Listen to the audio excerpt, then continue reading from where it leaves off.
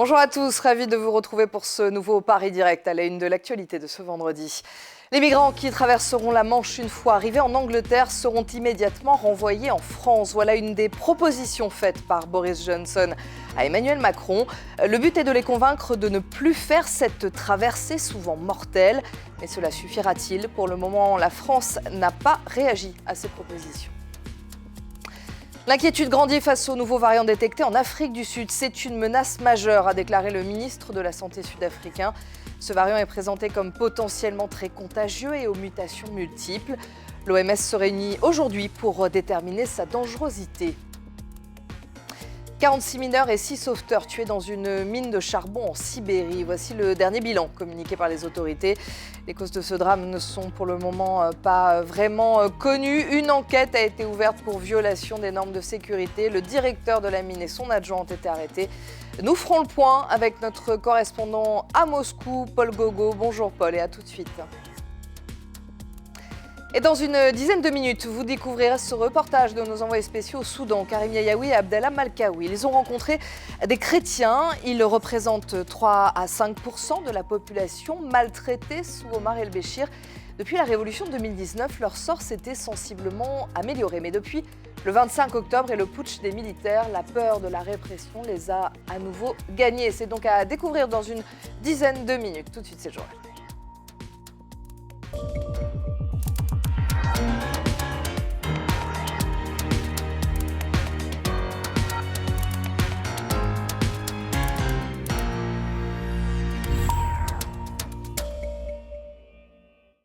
Que faire pour empêcher les migrants de traverser la Manche pour arriver en Angleterre? Leur faire comprendre que de toute façon, ils seront immédiatement renvoyés en France. Voilà une des propositions du Premier ministre britannique Boris Johnson. Cela suffira-t-il à les convaincre? Le Premier ministre a envoyé une lettre à Emmanuel Macron et au président du Conseil européen avec les détails des 5 mesures qu'il propose. La France n'a pour le moment pas réagi. Bilal Tarabé. Devant le ministère de l'Intérieur britannique, la colère de ces Anglais après le naufrage d'une embarcation de migrants mercredi dans la Manche.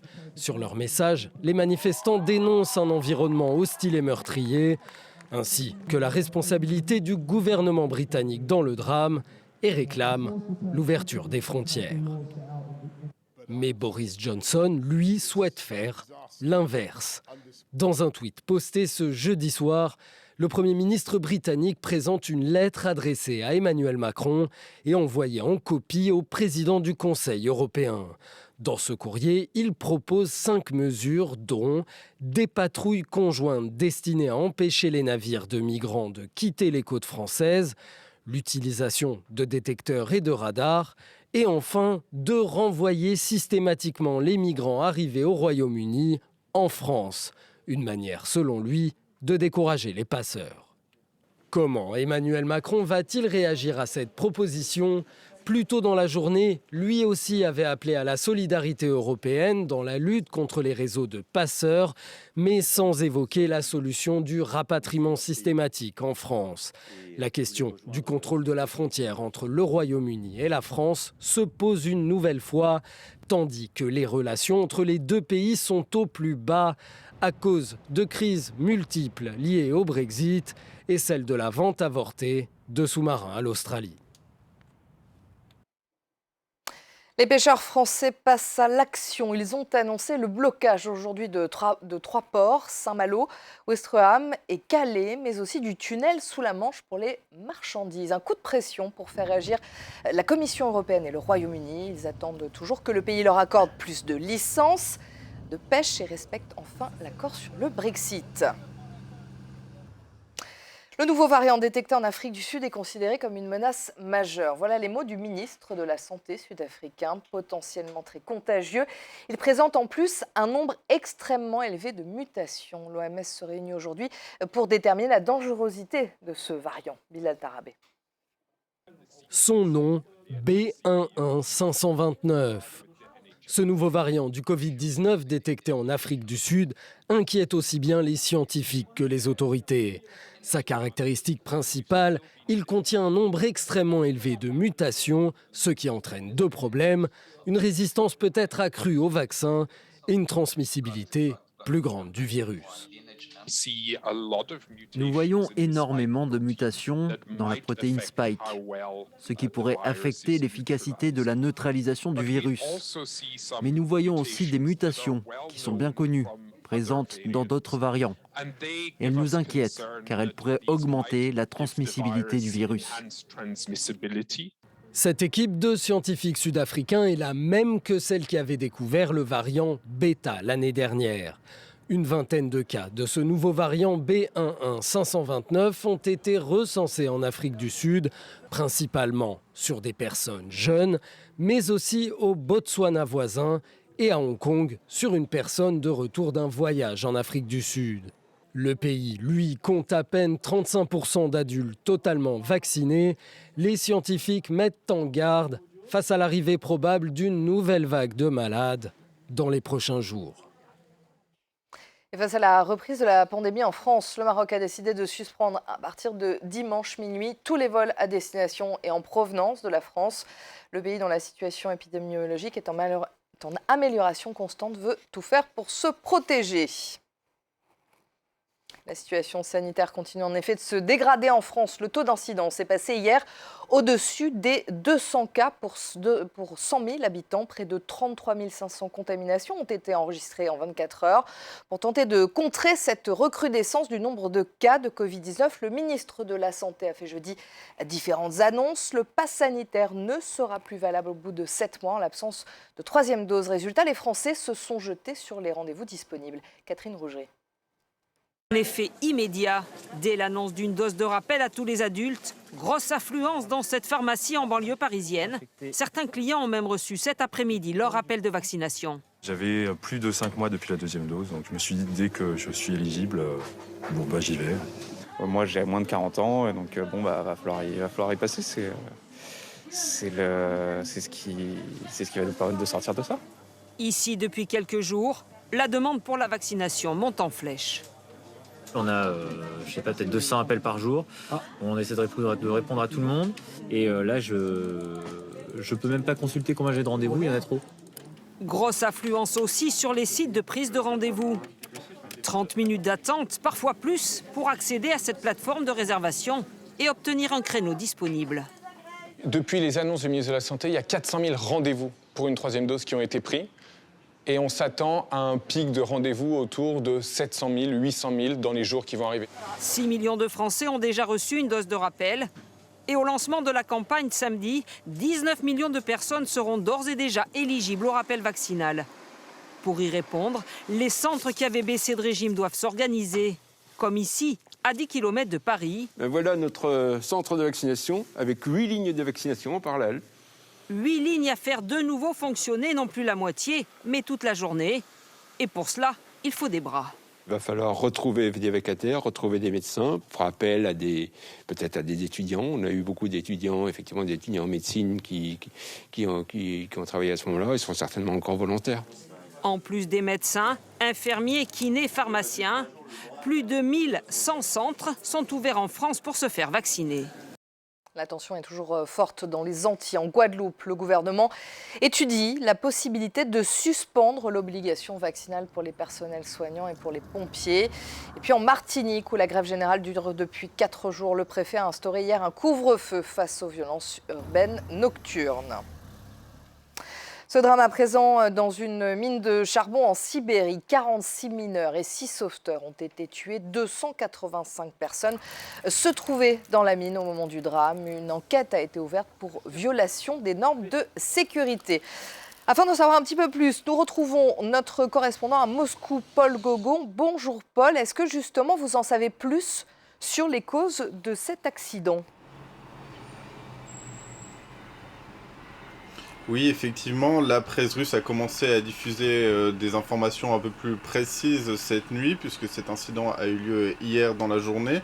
Ce qu'on sait, c'est que de la fumée s'est diffusée, du gaz, du méthane même, s'est diffusé au sein de la mine. du gaz aussi, que l'ensemble a pris feu et que les aérations de la mine ont diffusé ce feu dans l'ensemble de la mine. C'est ce qu'on appelle un coup de grisou. Il y avait au moment de l'incident 285 personnes dans cette mine. Comme vous venez de le rappeler, 46 mineurs sont décédés, auxquels il faut ajouter 6 sauveteurs parce que ces sauveteurs se sont engagés dans cette mine avec la volonté de retrouver les corps, mais aussi ceux qui étaient encore vivants au moment du début des opérations de secours. Mais ils se sont retrouvés au milieu de cette mine sans oxygène dans leurs bouteilles et ils ont donc été déclarés décédés par leurs collègues dans la nuit, hier soir même.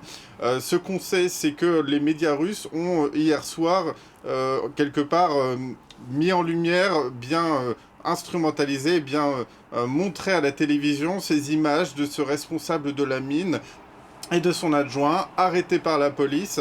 Ils sont accusés de négligence, de violation des règles de sécurité. Ce que l'on sait, c'est que cette mine, elle appartient à un homme d'affaires très important en Russie, à son fils député de la Douma, dont on n'entend pas parler dans la presse russe ce matin, parce que ce qu'il faut montrer, c'est ce directeur de la mine qui aurait donc permis des violations de sécurité. Il faut aussi préciser que ce n'est pas la première fois qu'il y a ce genre d'incident dans la région. Le Kouzbas, la région dont il est question, est une région minière. Il y a beaucoup de mines dans cette région. Et ces dernières années, depuis la chute de l'URSS, de très nombreuses violations de sécurité ont été remarquées, avec parfois des incidents très graves, des décès. Tout simplement parce que certaines de ces mines sont mal entretenues, mal aménagées, n'ont jamais été modernisées depuis la chute de l'URSS. Ce matin, les sauveteurs russes sont toujours sur place avec un objectif, parvenir à trouver les corps des ouvriers et des sauveteurs décédés pour les remonter à la surface. Merci Paul, vous étiez en direct de Moscou. Dans l'actualité également, au Soudan, des milliers de manifestants sont descendus dans les rues hier pour dire non au pouvoir militaire. Ils dénoncent également l'accord conclu récemment entre le général Al-Bourhan et Abdallah Hamdok. Ce dernier a récupéré son poste de Premier ministre après avoir conclu un accord avec les militaires auteurs du putsch du 25 octobre. De nombreux manifestants le considèrent comme un traître. Écoutez. On ne veut pas de mort. C'est une honte que des dizaines de jeunes soient morts pendant les manifestations. On ne veut pas des militaires. On veut un gouvernement entièrement civil. Désormais, nous considérons Hamdok comme un traître. Ce qu'il a fait, c'est un coup de poignard dans le dos de la révolution et nous manifestons pour mettre fin à ce partenariat entaché de sang. Nous allons nous intéresser aux chrétiens au Soudan. Ils représentent 3 à 5% de la population maltraitée, discriminée sous Omar el-Béchir depuis la révolution de 2019. Leur sort s'était sensiblement amélioré. Mais avec le 25 octobre et ce push des militaires, eh bien, la peur de la répression les a à nouveau gagnés. C'est un reportage de nos envoyés spéciaux Karim Yayaoui et Abdallah Malkaoui. Le quartier d'Isba, un des plus pauvres de la périphérie de Khartoum. Sur ces terres déshéritées vit une importante communauté chrétienne. Les turbulences que traverse le pays inquiètent particulièrement les fidèles. C'est terrible pour nous en tant que Soudanais de voir que notre sang est versé si facilement. Que les gens se trouvent confrontés à la mort juste parce qu'ils demandent la paix et une vie meilleure. Aujourd'hui, nous avons peur de ne pas retrouver la même liberté, peur de l'avenir incertain et sombre vers lequel se dirige le Soudan. À quelques centaines de mètres de là, une autre église et la même ferveur. Sous le joug d'Omar el-Béchir, les chrétiens étaient discriminés et cette église avait été détruite. L'église était là-bas, un peu plus haut. Elle a été détruite. On a prié ici sous le soleil pendant des mois. Et qui l'a détruite? Les autorités, l'ancien régime. On ne pouvait pas s'y opposer. Si le pouvoir décide de détruire, il détruit. On a peur que les militaires rétablissent l'ancien régime. Avec la révolution de 2019, le sort de la minorité chrétienne s'est amélioré sans qu'elle ne jouisse totalement des mêmes droits que les musulmans. Cette femme participe aux manifestations qui secouent le pays depuis des semaines pour tenter de préserver ce qui a été acquis. Je me mobilise comme tout le peuple soudanais. On veut un État civil, un État démocratique, que chacun ait ses droits, quelle que soit sa religion, que tout le monde ait accès aux services de base. Les chrétiens du Soudan espèrent qu'ils pourront continuer à vivre leur foi librement. Mais comme beaucoup de citoyens soudanais, quelle que soit leur confession, ils espèrent aussi offrir à leurs enfants un avenir meilleur. Et on fait un point maintenant sur les titres qui dominent l'actualité de ce vendredi. Les migrants qui traverseront la Manche une fois arrivés en Angleterre seront immédiatement renvoyés en France. Voilà une des propositions faites par Boris Johnson, le Premier ministre britannique, à Emmanuel Macron. Le but est de les convaincre de ne plus faire cette traversée souvent mortelle, mais cela suffira-t-il? Pour le moment, Paris n'a pas réagi. L'inquiétude grandit face aux nouveaux variants détectés en Afrique du Sud. C'est une menace majeure, a déclaré le ministre de la Santé sud-africain. Ce variant est présenté comme potentiellement très contagieux et aux mutations multiples. L'OMS se réunit aujourd'hui pour déterminer sa dangerosité. 46 mineurs et 6 sauveteurs tués dans une mine de charbon en Sibérie. Il s'agit du dernier bilan communiqué par les autorités. Une enquête a été ouverte pour violation des normes de sécurité. Le directeur de la mine et son adjoint ont été arrêtés.